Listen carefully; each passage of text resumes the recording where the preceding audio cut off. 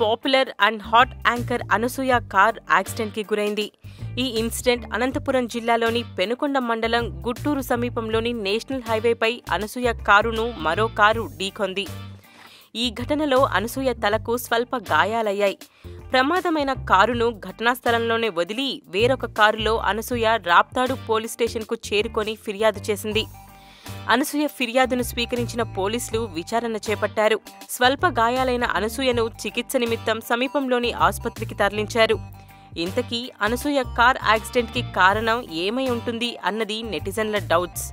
Anasuya shooting నిమిత్తం అనంతపూర్కి వెళ్లింది అని సన్నిహితులు తెలియచేశారు.